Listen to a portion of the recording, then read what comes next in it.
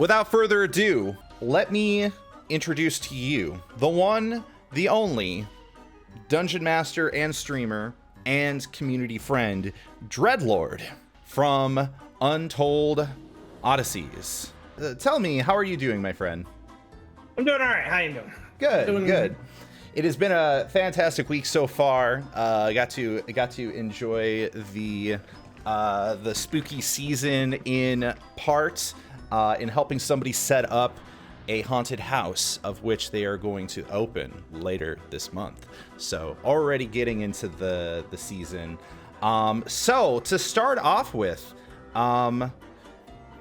feel free to tell chat and tell the stream a little bit about yourself, a little bit about your stream, and a little bit about the campaign that you are kicking off. Very well then. I'm Dreadlord. I am I'm not going to call myself a professional dungeon master by any means, but I'm working on it. So I'm a amateur dungeon master who is working on becoming a professional dungeon master sooner or later. I am also, most importantly, the father of two beautiful twin girls. So that takes up quite a bit of my time when I'm not trying to run anything. But I am one half of Untold Odysseys. Very specifically, Untold Odysseys is a kind of a, we'll just call it, relaxed version of D&D, where I am able and fortunate enough to run both games on Monday and now for Project War on Friday. I say that I am half because my partner on that stream runs a game on Thursday. He also is, for lack of a better term, my tech support. He runs my Foundry server. He runs all of my stuff for me. So shout out to Dev for being able to do that for me. Without him, I would not be able to run the Foundry server or any of that stuff. He does all of that for me, which is fantastic. But he is a player on my Curse of Strahd for Monday's game, which is very nice. It is fairly straightforward Curse of Strahd, nothing too much. It's rather by the book, as it were. He runs his game on Thursdays. Thursdays is kind of all over the place, but he is very battle driven. So if you like battle D&D, that's your guy. Excellent. And then on Fridays, we are now running Project War Curse of Dread, which is played in we're bringing Barovia to Leonios. Fantastic. That actually just had its first game, first actual non-backstory game last Friday.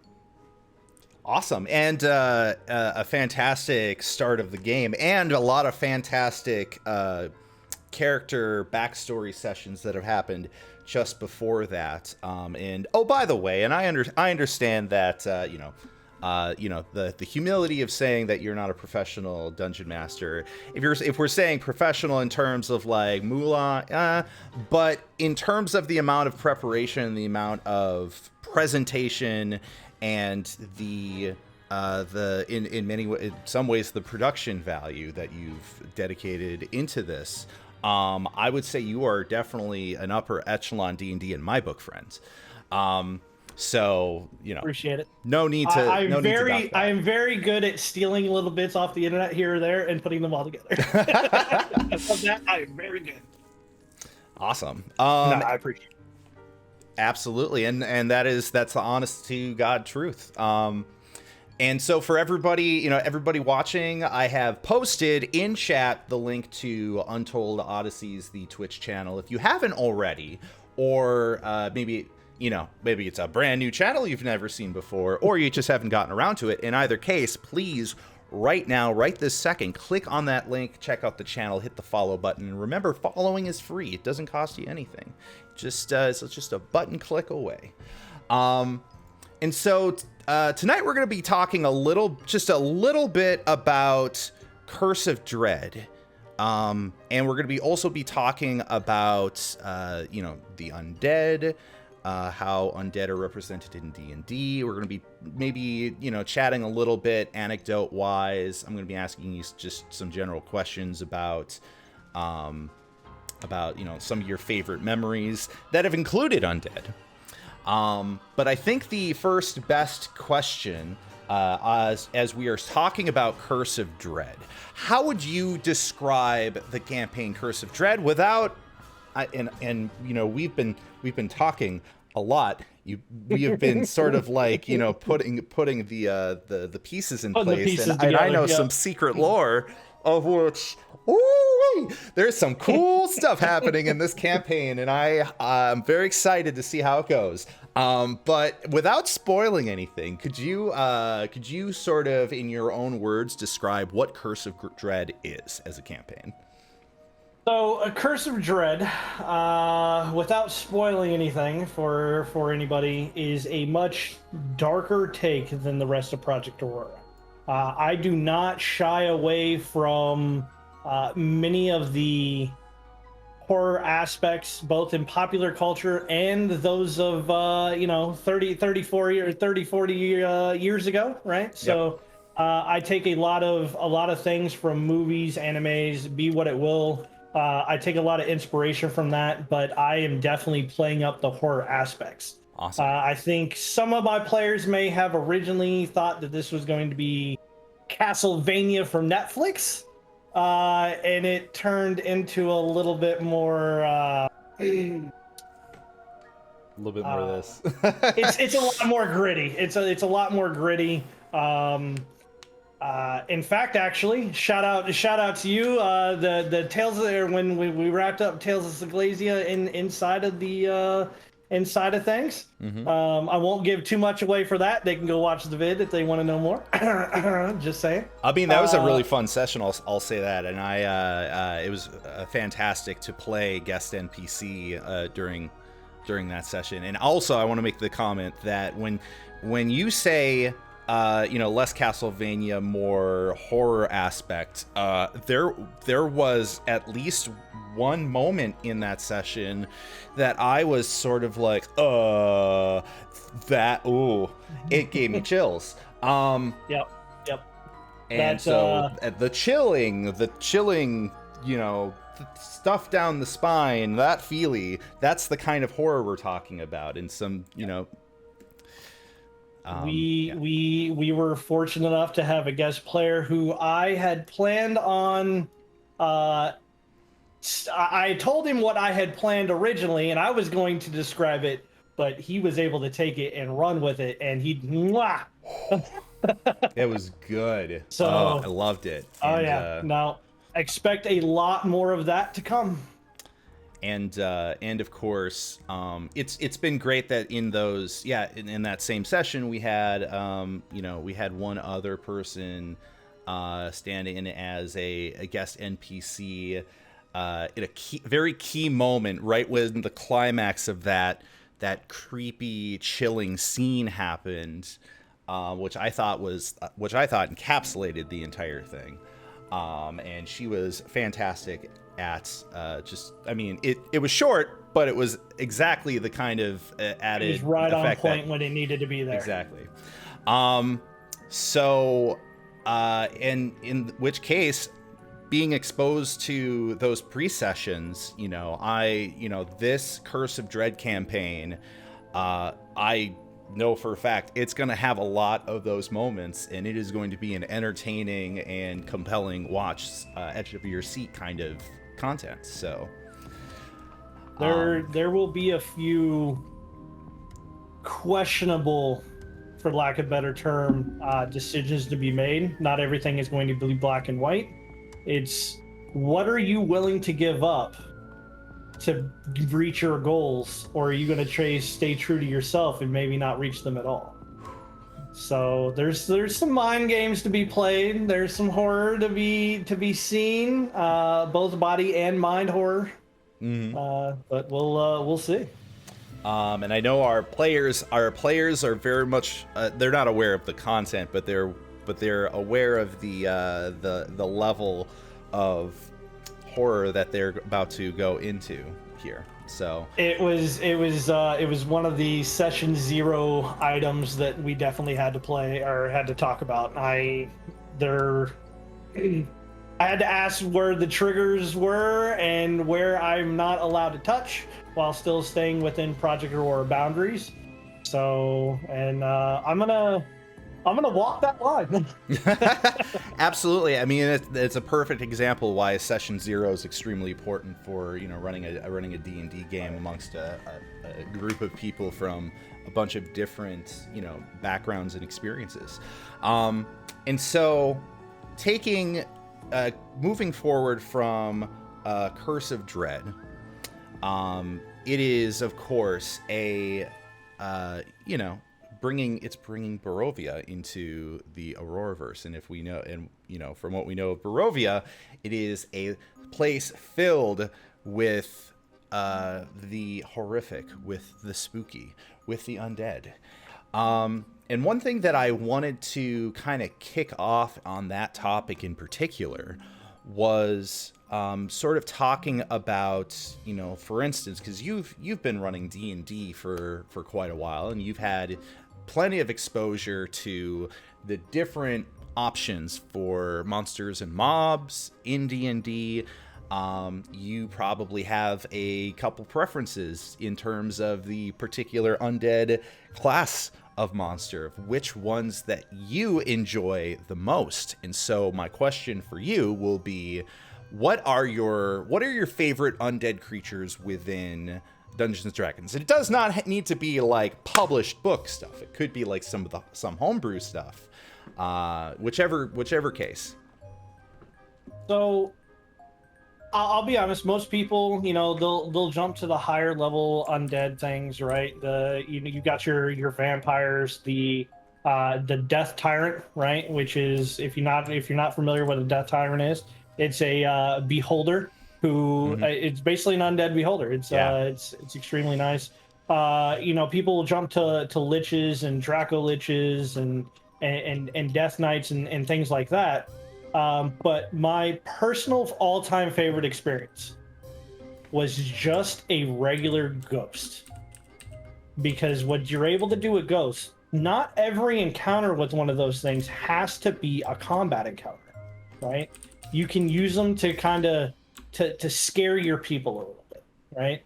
Just here or there, just let it come in, have things move, right? Get your players really on their toes and freak them out, and not ever start the combat encounter. So they're just waiting for it, and it builds the tension. And literally, they'll take a step and be like, "What do I see?" You don't see anything. They take another step. What do I see? I know something's here. And they freak out. I had an entire session one day where I dropped the ghost, I had him do something, and then I just had the ghost disappear. And they spent an hour freaking themselves out. And as a DM, I didn't have to do anything. Literally, I set the spark and they let the fire go ablaze, right? Yeah. So that was a great experience. And when I brought the ghost back, it was kind of funny. This was actually something that happened in Curse of Strahd. We have not gotten that far inside of Curse of Dread yet. But for my Monday game, we had a player get possessed by a ghost. Oh. He rolled, he failed his charisma checks and it was his dump stat. Right? So he had a -2 on those rolls. And the players at level 3 had to figure out how to get this ghost out of him while the ghost was using his body to attack. Right? Okay. So all right. Okay. a lot of people want to go those high level routes, right? I personally, my favorite experience was a low level ghost that puzzled my players as opposed to just saying, here's something to hit. Right. That was my all-time favorite experience. That's a really useful approach, because even if they do, at least for ghosts, even if they just do decide to attack, if it's a lower level party, then they're not going to really do all that much damage to it because it has all the resistances. So it's basically just kind of it's that's a very clever use of a ghost, and definitely, you know, forcing the players to kind of like forcing the players to think themselves into, you know, into the corner and like, oh god, what's the DM have planned for us? There's a ghost, what's gonna happen? Oh my god. Because I feel like probably the worst weapon, the worst threat to a player is their own mind sometimes. Definitely. And yeah, I haven't really used ghosts in that way, so that's a really good idea. Personally, when it comes to me and it comes to D&D creatures that are within the undead category, there's a bunch of them that are great, you know, great for use. I mean, you have the low level dummy ones, your zombies, you know, you might bring them up to whites at some point if you're looking for just mobs for them to kill. However, I definitely like D&D creatures that you can mess with the party a little bit.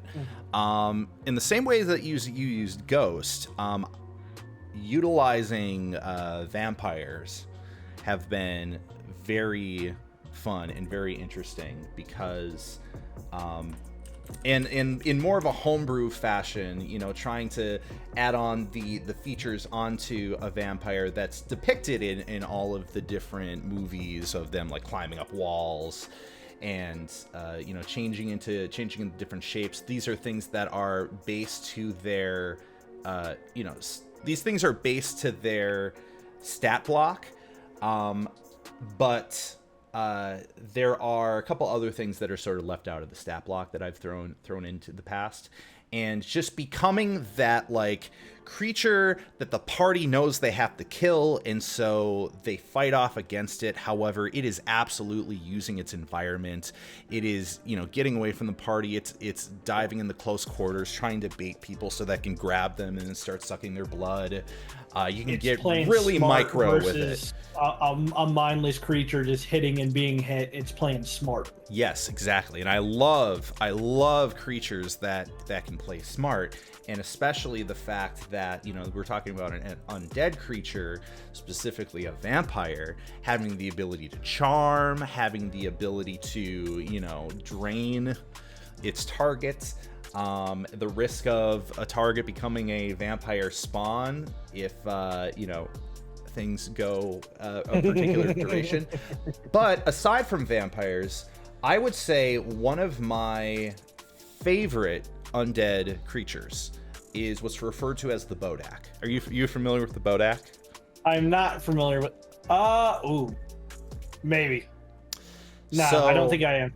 The Bodak, they're another creature that I love bringing into games, because I represent them as sort of, you know, just long-mouthed zombies at first, and it doesn't seem like it's all that threatening. However, the thing with the Bodak is that they have, let me throw up the stat block here, D&D Bodak. They have a they have a very specific stat block that allows them to. It's called Aura of Obliteration is one of the main things that they have. The idea that it does not matter how much Constitution or Wisdom any of the characters have, if any creature that is not undead or fiend starts their turn within 30 feet of the Bodak, they take 2d8 necrotic damage every turn. And that is a surprise, because when the battle starts and there's all these little ads that they're fighting, and then there's the Bodak, they realize that we are within close quarter. We're literally in this room that is as large as 30 feet and 30 feet. So like they're getting pelted. You gotta start focusing. Yeah. And they have to start using their, environment to their advantage. And then, of course, it has the Gaze of Orcus, which has also been another really useful ability. But in general, yeah, I would say Vampires and Bodax have been some of my favorite to run from the Undead block. There is one creature that if things go on and parties get high enough level to be able to actually take it on, it is to me considered the #1 undead creature as far as hard to beat, and I've never been able to use it yet because I've never had a party to be able to. I want to try to do a Mind Flayer Lich. Oh, I think there is a concept for a vampiric elder brain, so I think a Mind Flayer Lich is definitely a viable. there's a stat block for Mind Flayer Liches. Oh, well, it already exists. It's not even homebrewed. It already exists. There is a Mind Flayer Lich, and at one point in time, it's a CR22 creature. Mm-hmm. At one point in time, I want to try to run a Mind Flayer Lich just to see what little bits I could play with it, and I think it would be all kinds of fun. Yeah, absolutely. And so, in which case, the next question I kind of want to ask you, extending off of that discussion about undead creatures, let's pull away from D&D for just a moment. And let's talk a little bit about undead in popular culture in general. Many different depictions, and of course, this is a massive topic. I could like narrow it down to like zombies. I could narrow it down to vampires. But I'm talking about like just a holistic, large look at all undead. What are your favorite depictions of undead in pop culture?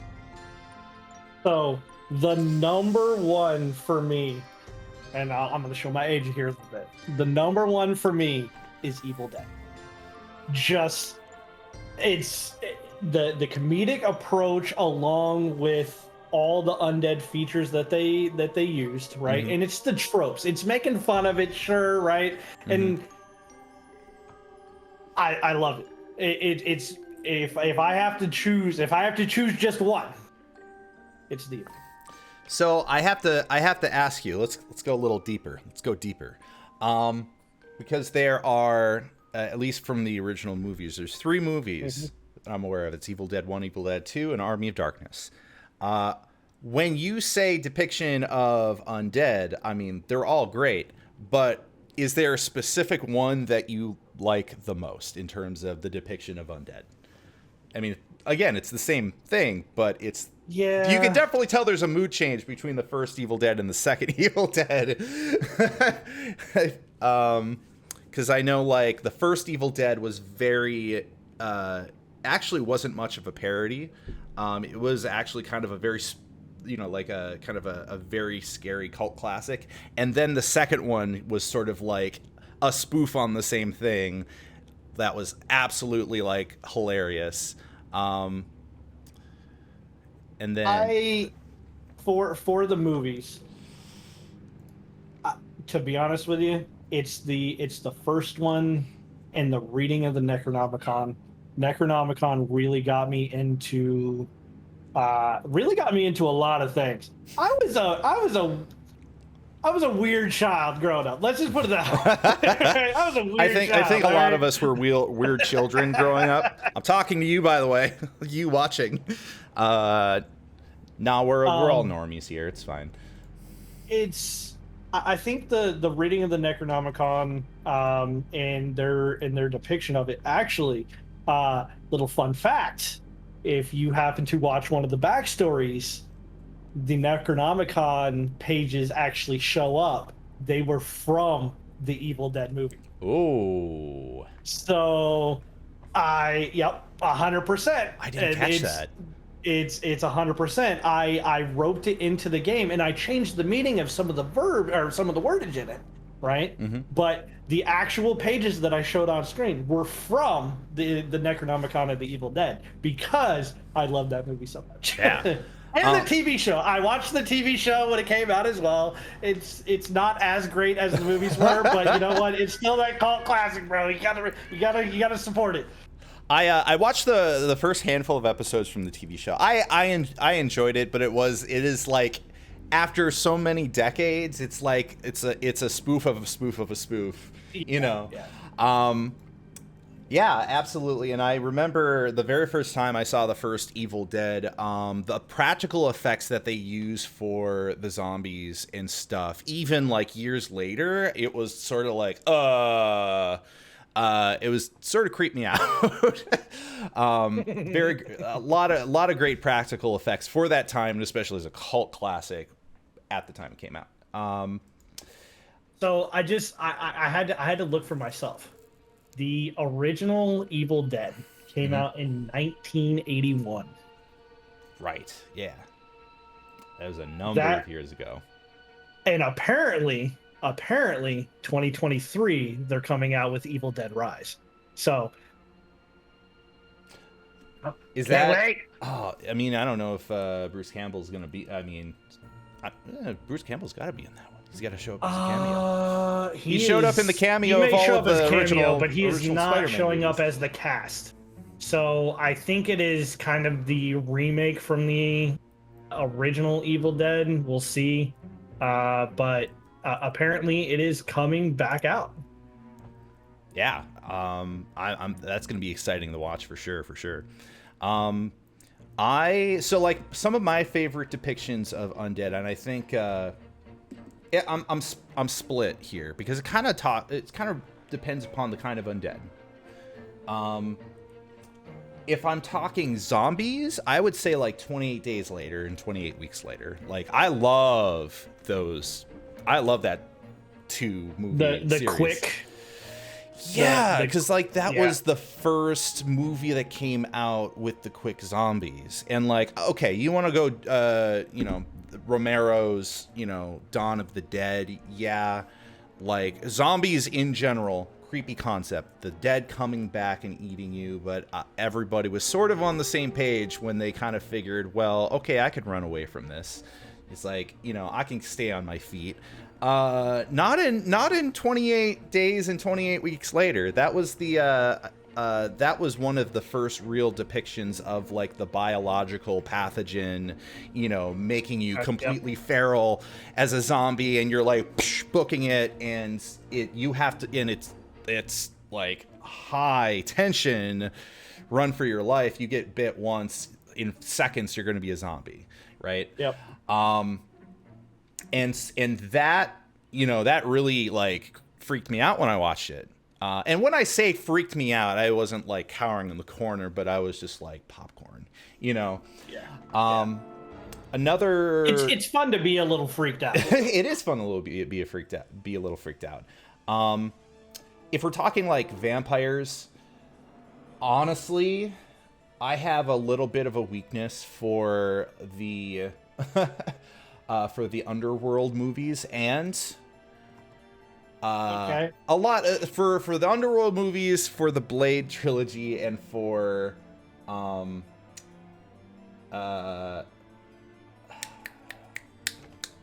Queen of the Damned in particular. That was an absolute yes. I do really like Queen of the Damned. Yeah. The soundtrack for it was my teens, basically. Yeah. Absolutely fire soundtrack, absolutely fire movie for its time. I'd say like, I'm kind of old school when it comes, we're both old school when it comes to our depictions of undead. But in general, like, there have been newer depictions of undead, and one of my favorites there would be and you could almost call this undead. I kind of call it undead, but in Game of Thrones, the Mountain, after he is brought back to life, I have not. I'm in the middle of watching it. Did I spoil it for you? No. This show has been out for a while. Bro, it's cool. It's cool. I've heard all the spoilers. I've heard all the spoilers already. It's oh, come. All right. It's perfectly fine. You're not going to hurt my feelings by any means. Okay, Uh, but just be prepared. Things happen. I didn't describe anything, so you get to kind of see what that looks like. it's okay. I know. I've heard all about the red wedding and all that stuff, right? Like, yeah, it's. I'm gonna backtrack you just a little bit. All right. If I have to say vampires, being as I grew up around there, and being a teen at this point in time, from dusk till dawn, right? That's Selma solid one, yeah. Hayek as a vampire was the charisma to like 30. Right? Like, it showed a little bit of a different aspect of the vampire thing. I think that was one of the first times that I really acknowledged that vampires could be charismatic. Yeah, absolutely, and I love that. I love that movie too. It's a great, a fantastic movie. One of the few movies where you see George Clooney be a complete, absolute badass. Because usually in other movies he is he's more the suit jacket. But in this movie, he is like, "Fuck you, guy." He's like, he's a fucking badass in that movie. Mm-hmm. It's a weird alternate look at Clooney. So yeah, I think those are the big questions that I want to ask. But of course, I should ask. I'll ask one more question here if you have time for it. Oh, I've got plenty of time. Awesome.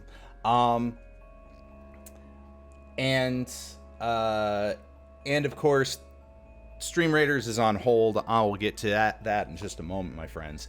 The final question I want to ask you is kind of rounding it back to D&D. As a player or as a DM, do you have any particular anecdotes? Do you have any particular stories, particularly surrounding the undead or an undead creature, specifically in your either running D&D or playing D&D? Do you have any particular experiences that really stand out? I kind of gave you my ghost one, right? Yep. That stands out first and foremost in my mind.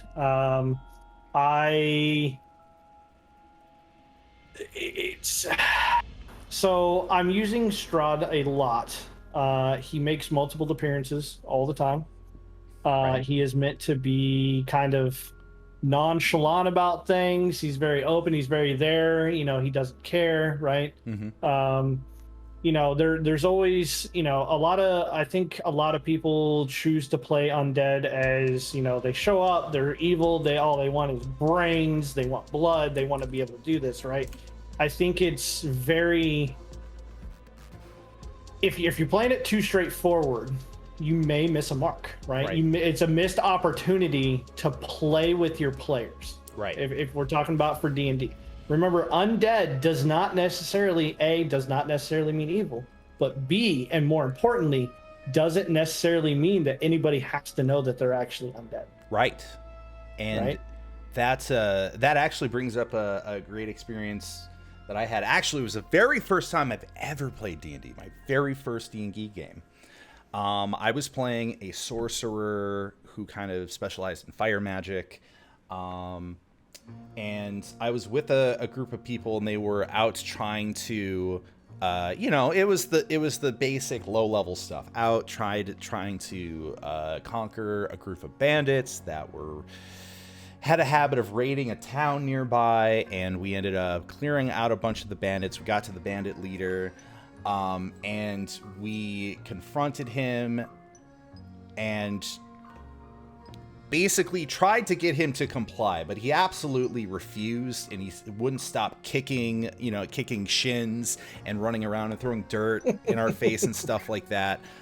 Finally, one of the characters was like, "No, we're not taking this person alive." So they take their sword and they stab through. He falls to the ground, and then we're standing around the body, and we're like talking about like how are we gonna spin this to the Magister.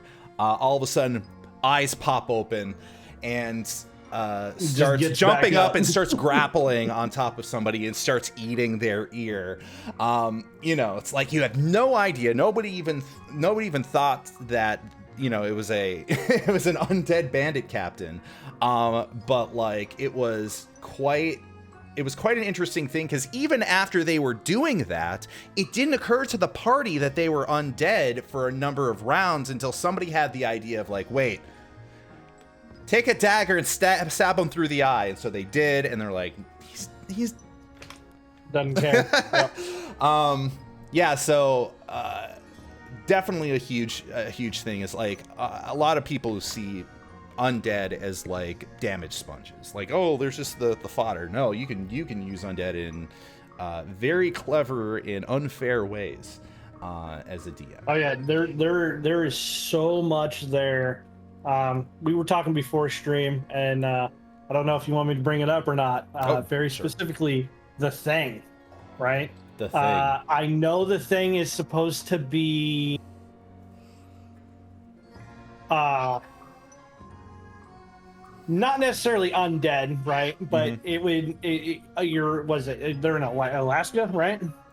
Yeah. It's Alaska, or they're North Pole or South Pole. They're somewhere very, very cold, right? And, Yes. and the entire thing is, you know, that you could take over somebody and be or have them be undead, and no one know at all, right? So you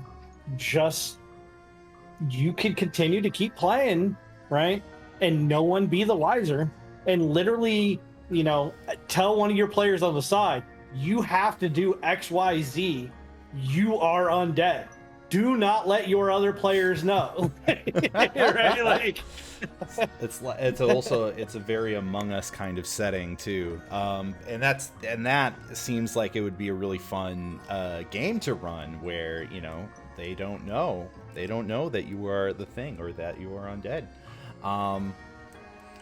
I'm gonna get all the Project Aurora being like, no, we're gonna stab you. No, it's this person. No, it's this person. Look, one of y'all got to get stabbed today. Okay. If there's anybody in here that is watching, that has plans on watching Curse of Dread, which I highly recommend you doing so, you know for a fact that there are some sneaky things that are about to happen. That there are plenty of opportunities. Not saying it's a spoiler, but it could happen. It could happen. Is that meta commentary, or is that you know, where we just kind of rising the thrill level? Maybe that's what we're doing. Oh. Well, I think that pretty much wraps it up for my questions here. So the last thing, if you want to, you know, take it away with another just quick ad for your Curse of Dread campaign and for your Twitch channel, then I would say take it away, and then that will be our interview for this evening. All right, sounds good. Again, Dreadlord, DM, running a couple of different games over on Untold. I run Curse of Strahd on Mondays. We just rolled into Project Aurora. We're working quite closely with Chaotic and Ryder over here, yeah, I'm excited to be able to bring horror to Project Aurora. So catch us on Fridays, about 7:30 Eastern Standard Time. if technical difficulties Horror. don't happen, Project Horror. Absolutely, and you can find the Untold Odysseys Twitch channel link in chat. I keep pointing in the wrong direction. It's in chat. You have to go on the other side of Dreadlord. No, you got to look further. Look down. Somewhere. Is it over here? Yeah, it's over there. It's over there. Yeah, please click on that link. Please hit that follow button. Dreadlord has some fantastic content for Curse of Dread. Being part of the pre-campaign like backstory, one of the backstory sessions, I know for a fact like it's going to be like mwah. It'd be interesting. It'd be fantastic. Fantastic to watch as our characters are creeping through the mists. So, Dreadlord, I want to thank you very much for popping on stream. And I appreciate the invite. I yeah, do. absolutely. And if you ever want to do this again, I'll throw you an invite for some time I in am the future. always open, my friend. I'm always open. I'm always ready to talk about some D&D, and especially if it's D&D horror. Absolutely. So, boom. Thank you very much, Dreadlord. And I will be right back with all of you. And we'll be talking more about the undead, and then we will we'll kick off Stream Raiders, and then we'll do the thing with the undead with the presentation, because I always do a presentation during these World Building Wednesday streams. Everybody say goodbye to undead. Dreadlord of Undreadlord.